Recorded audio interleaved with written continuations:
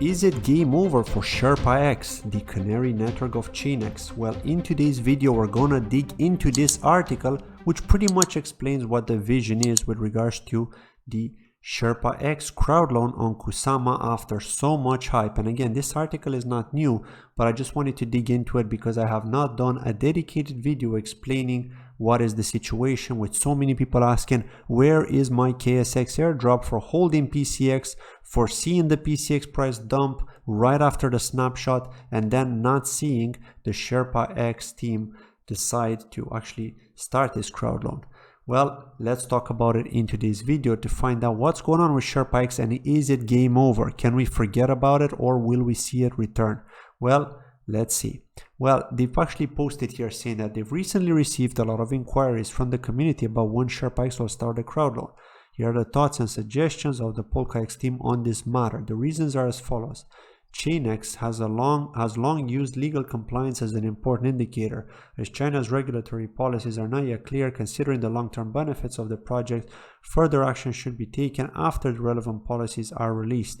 The team expects that the relevant policies will be introduced within 1 or 2 months. At present, ChainX is legally in the same position as Bitcoin and is the highest quality project at the legal and regulatory level. The PolkaX team hopes to retain this legal and compliance attribute for a long time and strive for success in a stable manner. Now let's look at the ecological development, because this is what you're interested in. At the initial stage of the Kusama parachain startup, the ecological development will take some time. Okay, yeah, that's true, I agree with them. At this stage, SherpaX's main mission is to bring Bitcoin into the Kusama ecosystem, and this goal can be accomplished through parallel threads, or known as parathreads. There's no need to rush to obtain a parachain slot. So right now they are a parathread, right? I agree.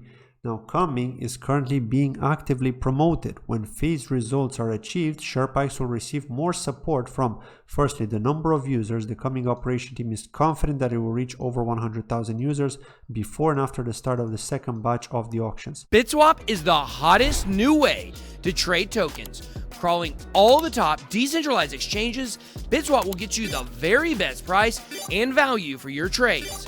BitSwap is changing the game. Try it now at bitswapdex.com. Well, I hope they're right. I'm not so sure right now, because I know some people were complaining that the coming community is really not that big, right? They're really pushing for that, but we'll have to see.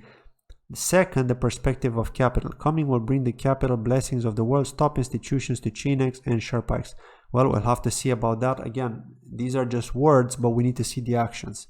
ChainX and SherpaX will have excellent development opportunities in the future, regardless of a first or second batch slot. Maybe.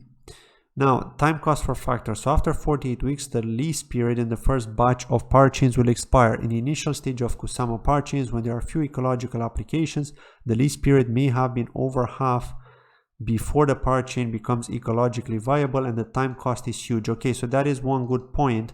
But again, what are you going to say to guys like Karura? What are you going to say to guys like Moonriver? What are you going to say to guys like Shiden Network, who are all developing as it stands, even though it may take a while, right? It may take a while, but they're still developing. Like, look at Karura. Karura have already launched the swap mechanism on Kusama. So what's the story with not being ecologically viable, right? So again, I think this was an excuse from the ChainX team, unfortunately, and I don't like to bring FUD, but it's just annoying to see this kind of excuses, because with this kind of excuses, it shows you that they were afraid that they were not actually going to get enough support. They didn't believe in their community, and because they didn't believe in their community, they knew that they're not going to get enough support with people bidding enough KSM to get KSX. So why did they cause all that hype with the airdrop only to turn this around right now? Well, because they saw the market dump, because they saw people lose interest in the PCX token. There was a lot of sell-off with the PCX coin, sorry.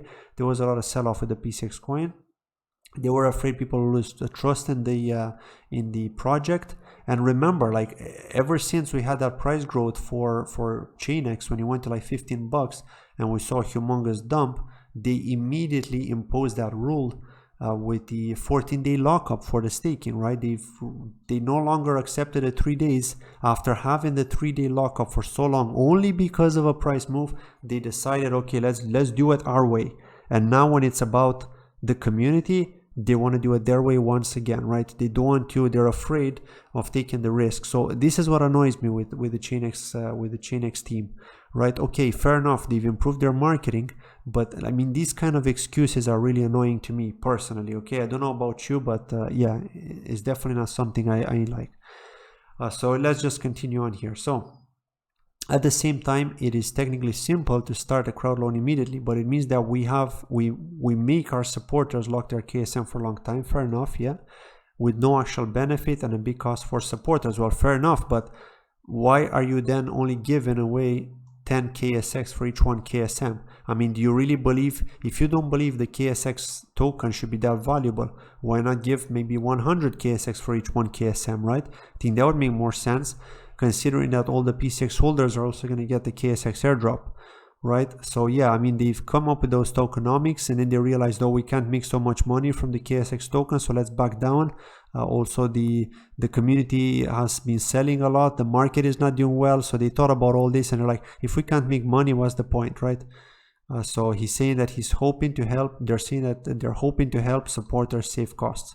Yeah, sure, but I mean, why did you hype all these airdrops up and all this situation up only to turn this around just like that, right? 180 degrees, right? So this is why the community lost trust. This is why the community lost trust, in my opinion. Market conditions. At this stage, the cryptocurrency market is in a downturn. For investors, the time to go online will greatly reduce the income. It is not a good time to launch. When the market starts going up and the ecology develops, that's when a project should launch. Fair enough, yeah, that's, well, you could argue that Karura have actually launched in the worst possible day of the market, yet Karura still went ahead with it. Why didn't you have the balls to go ahead with it from the beginning before the market dump? You could have done it from the beginning, right? So yeah, again, you can't convince me, because we've seen Karura, we've seen Moonriver, we've seen Shiden Network, we've seen Kala, and now Bifrost. All of them are going to be launching now with these market conditions, and there's no problem whatsoever. Why are you so special? Why do you think you're so special to not? Okay, you are backing down because you're not going to make money. Typical. Okay, the steps we're going to take forward, we're taking going forward. The above is our reasoning for our advice to the ChainX Council. Below, we'd like to give you some more information on things you can expect in the short term. Marketing center. Okay, so they're looking to establish a marketing center. One is to improve the communication mechanism between the community and the PolkaX team. So at least they've listened to the community from this point of view. And the other is to strengthen the market and business work. Marketing center plans to introduce 50 plus cooperative institutions for ChainX and SherpaX to support ecological construction and future parachain slot auctions. At the individual user level, coming will reach 100,000. Okay, that's what they're hoping for in the next 3 months. The membership structure, etc. Blah blah blah. So yes, the first batch of parachains goes online. SherpaX will participate in the Kusama ecological construction and part thread and deliver BTC to the parachains. So okay, we'll have to see how things go. But yeah, I mean, I'm happy with their recent marketing, but with this article, I mean, when I first saw this article, I was thinking, okay, it's definitely not good, right? So yeah, we'll have to see if they turn this around, if they make up for what they've said here by pushing up their marketing, as we've seen in that recent update from the CEO. So yeah, that's it from today's video. I'd like to thank you very much for watching. Let me know in the comments below, are you let down with SherpaX, or are you okay to wait for SherpaX until they're ready and then to take part in the crowd loans? Thank you for watching, and I'll see you in the next video. Bye bye.